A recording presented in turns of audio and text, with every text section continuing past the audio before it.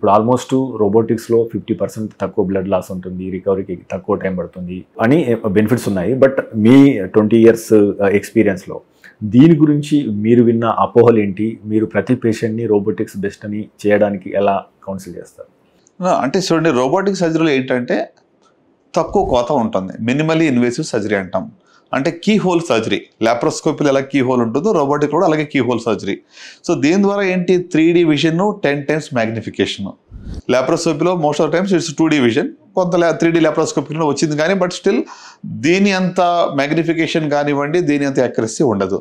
So robotic సర్జరీలో మరి ఇక 3D విజన్తో పాటు 4 ఇన్స్ట్రుమెంట్స్, ఒకటి కెమెరా, తర్వాత 3 ఇన్స్ట్రుమెంట్స్ సర్జన్ కంట్రోల్లో పెట్టుకుని ఒక మాస్టర్ స్లేవ్ అనేటువంటి ఒక మెకానిజం ద్వారా, అంటే ఇప్పుడు వీడియో గేమ్స్ ఆడుతున్నప్పుడు ఎట్లయితే మనము మూవ్ చేస్తుంటే మౌస్ని లోపల మూవ్ అవుతూ ఉంటుందో అట్లనే ఇక ఇన్స్ట్రుమెంట్స్ సర్జన్ కంట్రోల్లో ఉంటుంది. సో రోబో తనంతట తానే ఆపరేషన్ చేయదు. ఇక్కడ it's robotic assisted surgery. So సర్జనే తన కంట్రోల్లో ఉండి చేసి ఉంటే ఆపరేషన్ అది.